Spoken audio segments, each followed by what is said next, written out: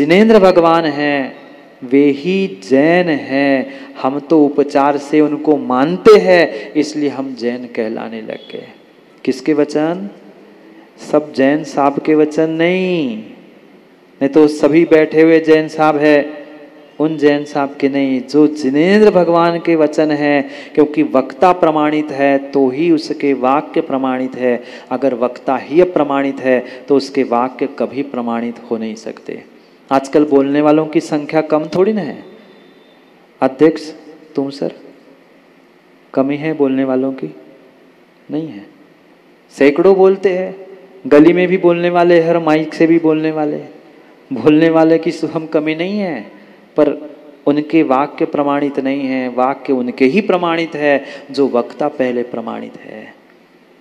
वे वक्ता तीर्थंकर वीर प्रभु प्रमाणित थे, और गुरु शिष्य का मिलन होने के बाद वे और प्रमाणित हो गए। इसलिए उनकी वह जिनेंद्र भगवान की वाणी ही सदा सदा सदा हमारे लिए वंदनीय है, पूजनीय है, और यही हमारे आत्म कल्याण के लिए निमित्त बनने वाली है। शिष्य बनने के बाद अगर पहला उपदेश तीर्थंकर भगवान का खिरा तो वह आज वीर शासन के दिन, क्योंकि भगवान तीर्थंकर वीर प्रभु ने तो बहुत कुछ जाना, समझा, देखा था अपने केवल ज्ञान से। और सब कुछ जानने के बाद भी उन्होंने सब कुछ देने का प्रयास भी किया, पर लेने वाला माँ उतना ही ले सकता है जिसका जितना बर्तन होता है। कितना ले सकते हैं? कितना ले पाओगे जी? तो भाई उतना ही ले पाओगे जितनी तुम्हारी झोली है। देने वाला तो सब कुछ देने के लिए, लुटाने के लिए तैयार है। ध्यान रखना नागपुर की माताओं, ले उतना ही पाओगे जितना तुम्हारा पुण्य का द्रव्य रखा हुआ है। बिना पुण्य के कोई तुम्हें फूटी कौड़ी भी देने की इच्छा नहीं रखता।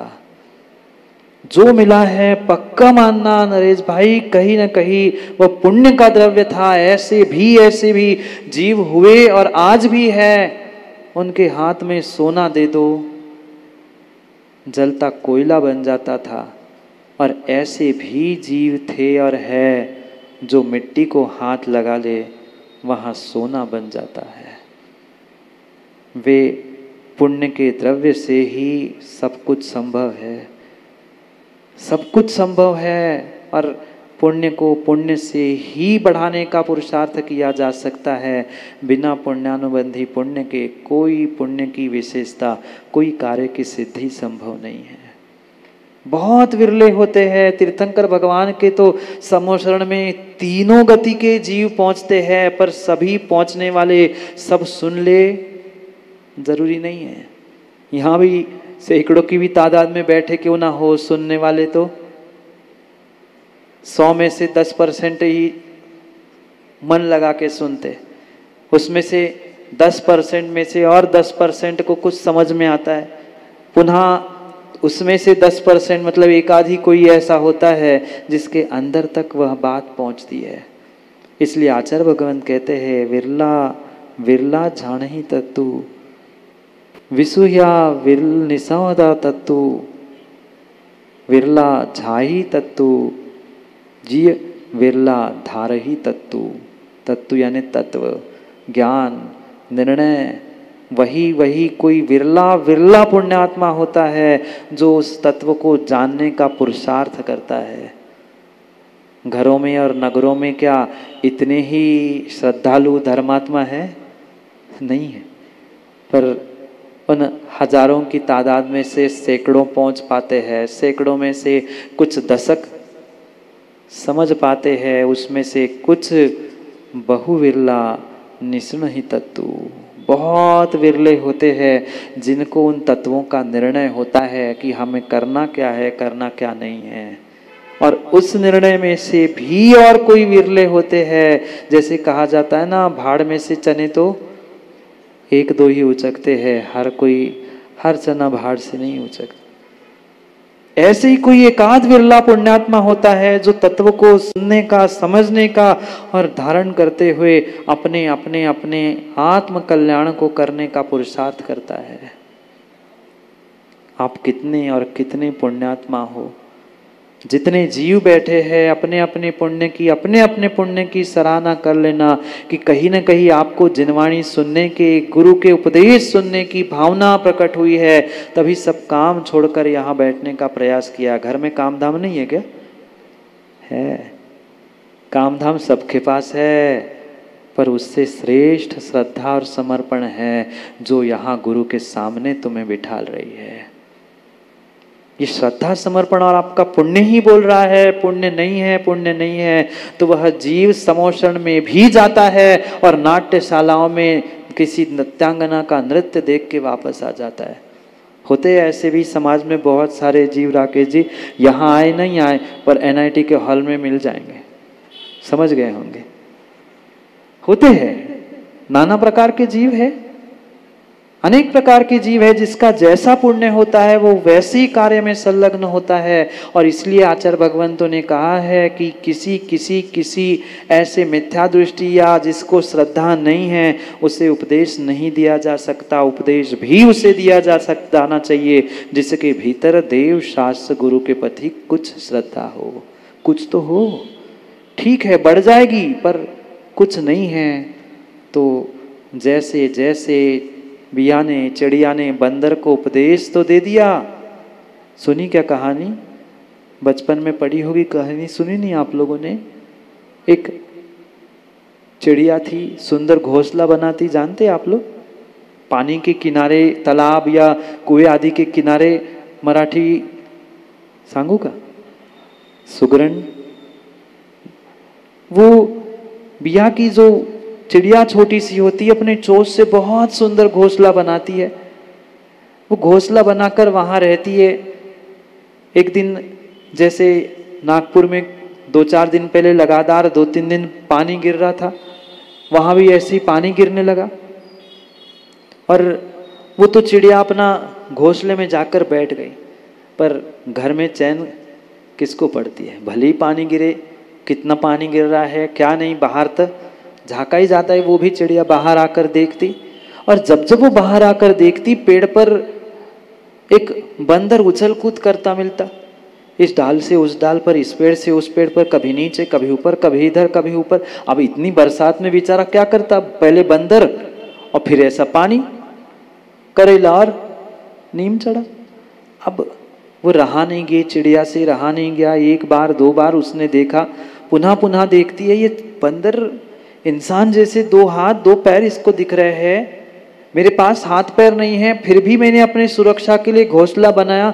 मेरे जो छोटे छोटे बच्चे वो सुरक्षित है, मैं सुरक्षित हूँ, और ये बंदर देखो ना, वो सुरक्षित है ना उसके बच्चे सुरक्षित है, सब उछल कूद कर रहे हैं। अब उस चिड़िया से रहा नहीं गया और उस चिड़िया ने आखिरकार उस बंदर को उपदेश दे ही दिया। पर ध्यान रखना, उपदेश पुनः ध्यान रखना अखिलेश पंडित जी, उपदेश उन्हीं को दिया जाता है जिसको सुनने की शक्ति और श्रद्धा होती है। नहीं तो जैसे ही बंदर को उस चिड़िया ने कहा, अरे बंदर, मेरे पास हाथ पैर नहीं है, बुद्धि नहीं है, तेरे पास तो इंसान जैसे 2 हाथ पैर दिख रहे हैं, सब कुछ दिख रहा है, तू मेरे जैसा घर क्यों नहीं बना लेता? मैंने तो अपनी चोंच से सुंदर घर बना लिया, तू भी एक अपना कहीं घर बना लेता, बरसात आती, तूफान आता, तेरी भी सुरक्षा हो पाती। अब बंदर तो बंदर, किसी ऐसे बंदर दिमाग वाले से कुछ कह दो, फिर तो कहीं नहीं क्या। जैसे ही बंदर ने बात सुनी, उपदेश सुना, वो अपना घर बनाने की जगह जो चिड़िया का घोंसला बना था जाकर तोड़ के आ गया। इसलिए आचार्यों ने कहा है, उपदेश सुन ही दो, आज्ञा आदेश सुने ही दो, जो सुनने की धारण करने की शक्ति रखता है, जो सुनने की धारण करने की शक्ति रखता है। उपदेश बंदर को नहीं, आप लोगों को नहीं, वो कहानी की बात कर रहा हूं, उनको नहीं दिया जा सकता, नहीं दिया जा सकता। ये सौभाग्य है आपके कि ऐसे खोटे पंचम काल में भी, जहां एक व्यक्ति पापों में उलझा है, समय निकालकर आप इस निर्ग्रंथ गुरुओं से ग्रंथों की वाचना सुनने का सौभाग्य प्राप्त करने जा रहे हैं। क्योंकि ये तो सबको पता है, सबको पता है, जीवन तो हर कोई जी रहा है। जीवन जी रहे हो? बोलो ना, जीवन जी रहे हो? हाँ, पंकज भैया हाँ कह रहे। जीवन जी तो रहे हैं, पर जीवन जीते जीते सही सही सही मायने में माँ आज हम जीवन जीना भूल गए हैं। जीवन जीना और जीवन काटना, इसमें जमीन आसमान का अंतर है। आज इंसान मात्र और मात्र जीवन काट रहा है, जीवन जी नहीं पा रहा।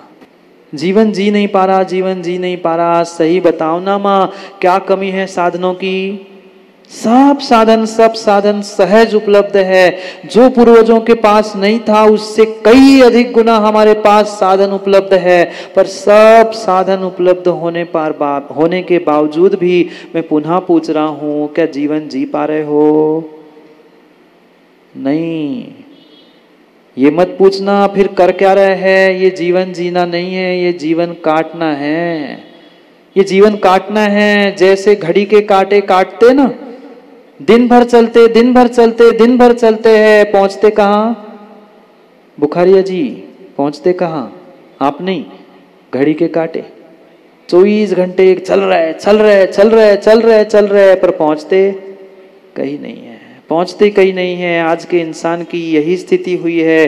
सुबह से शाम दिन रात चल रही है, आपाधापी भागा दौड़, इधर से उधर उधर से उधर, कभी मंदिर कभी घर कभी दुकान कभी ये कभी वो, पर पहुंचे कहीं नहीं है, कहीं नहीं है। यही तो जिंदगी काटनी है, यही तो जिंदगी काटनी है। हमें जिंदगी काटना नहीं, हमें जिंदगी जीना है। हमें जिंदगी जीना है, और जिंदगी जीना है, जिंदगी जीना है तो जीना बनो। अभी तो बहुत कुछ रहस्यों को प्राप्त करना है। अभी तो जिंदगी हमने काटना ही सीखी है सती जी, जीना दोनों जीना नहीं सीखा। दो शब्द लिखे, दो शब्द लिखे और 2 बार लिखे, तो कुछ ना कुछ रहस्य भी हमें समझना है। हमने आज तक जीना भी नहीं सीखा और जीना भी नहीं सीखा। नहीं समझ में आ रहा? नहीं दिखाई दे रहा विनय? और बड़ा कर दे। जीना है तो जीना बनो, जीना है तो जीना बनो, जीना है तो जीना बनो। 4 महीने मात्र इन 4-5 शब्दों पर ही हमें चर्चा करनी है, क्योंकि 4 के बिना घर नहीं बनता। 4 दीवार 4 पिलर नहीं है तो घर नहीं बनता। छत पे डलने के लिए 4 दीवार 4 पिलर चाहिए पड़ते। भले ही दीवार नहीं हो, 4 पिलर के बिना काम नहीं होता। यहाँ भी 4 शब्द है, जीना है, जीना बनो। निर्णय मुझे करना है, निर्णय मुझे करना है, निर्णय मुझे करना है। करना क्या है? वे जो 4 आराधनाएं मेरे जीवन को जीना बना सकती है, मेरे जीने को जीना बना सकती है, उसके बारे में ही हमें चर्चा करनी है। सुबह दोपहर शाम जब जब समय मिले, वह ज्ञान गंगा के अलावा अन्य किसी में हमें डुबकी लगानी नहीं।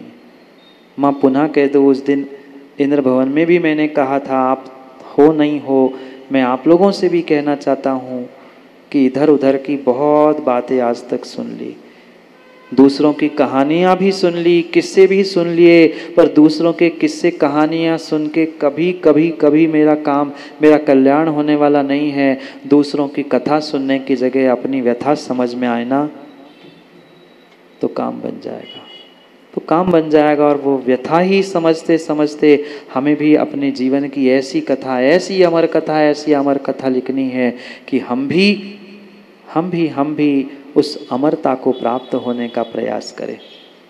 इसलिए आचार्य भगवंत देवसेन स्वामी का जो आराधना सार नाम का ग्रंथ है, 4 महीने हम इस आराधना सार नामक ग्रंथ को पढ़ने का प्रयास करेंगे। बहुत सारों ने तो नाम भी नहीं सुने, और प्रयास हमारा यही रहता है कि जो आज तक नहीं सुना नहीं समझा है उसे ही समझने का हमें प्रयास करना है। दुनिया की तो छोड़ दो, हमने अपना जीना ही नहीं सीखा है तो बाहर का क्या सीख पाएंगे? इसलिए सुबह वह आराधना सार और दोपहर में भगवान कुंद कुंद स्वामी का वह अद्भुत रासायनिक ग्रंथ जो पंचास्ति के नाम से प्रसिद्ध है, उसे भी पढ़ने का समझने का प्रयास करेंगे। अब जो पुण्यात्मा होंगे, जिनके पास समय होगा अपने समय को समझने के लिए, वो आएंगे। हो सकता है कम ज़्यादा इधर उधर हो, पर कहीं भी रहे नागपुर में जब तक है तब तक इन्हीं ग्रंथों का अध्ययन होगा। और ये तो सौभाग्य है कि हम तो ये 2 ग्रंथ ले ही रहे हैं, पर मुनि प्रसम सागर जी 24 ठाना और 40 आप प्रणत सागर जी की वो क्या पाठशाला, पता नहीं, बहुत सारा उपक्रम है। पर ध्यान रखना, माँ झोली जितनी फैलाओगे ना उतनी भर्ती मिलेगी। आप छोटी करोगे तो उतना ही मिलेगा, और जितनी फैलाओगे उतना ज़्यादा मिलने की संभावना है। क्योंकि आज मंगलाचरण करना आवश्यक होता है। इस आराधना सार ग्रंथ का मंगलाचरण करते हुए हम यही विराम लेते हैं। कल से सभी कक्षा आदि सभी समय पर होंगे। जितनी आवश्यकताएं थी पंकज भाई, सब हमारी आवश्यकताएं समय पे पूर्ण हुई है, इसलिए हम कल से समय पर इन सभी व्यवस्थाओं को प्राप्त करेंगे और प्रारंभ करेंगे। मैं इस मंगलाचरण को पढ़ता हूँ, क्योंकि आज आपके पास उपलब्ध नहीं है। कल प्रयास करेंगे। सतीश जी, कल ऐसा प्रयास करना जो मैं पढ़ाऊँ वो कम से कम सबको पढ़ने के लिए, चाहे बोर्ड पे हो, फोटोकॉपी, जैसा भी बने, ऐसा प्रयास हो। क्योंकि जो पढ़ाया जा रहा है उनको पता भी तो हो कि वही का पढ़ा रहा है कि नहीं। तो ऐसे होता है, महाराज मन की तो नहीं कह रहे, मन की नहीं, हमें मनमानी नहीं, जिनवाणी सुनने का प्रयास करना है। इसलिए मैं आज मंगलाचरण के माध्यम से प्रारंभ करता हूँ। शेष मंगलाचरण और उसका व्याख्यान हम समय पे समझेंगे, और जीना का भी अंतर पुनः समय पे समझेंगे। मंगलाचरण करके विराम लेते हैं देवसेन भगवान के आराधना सार ग्रंथ का। विमलयर गुण समिद्धम सिद्धम सुरसेन वंद्यम शिरसा नमिऊण महावीरम वोक्षम आराहणा सारम। ये आराधना सार ग्रंथ का मंगलाचरण है। मंगल क्या होता है, मंगलाचरण क्या होता है, ग्रंथ आदि के बहुत सारे बातों को कल हम समय पर समझने का प्रयास करेंगे। क्योंकि एक एक ही सीढ़ी चढ़ेंगे माँ, एक एक ही जीना चढ़ेंगे तो ही जीना सीख पाएंगे। समय पर समय की बात के लिए पुनः समय पे मिलते, क्योंकि समय पे किया गया काम समय को दिलाता है। बोली भगवान महावीर स्वामी।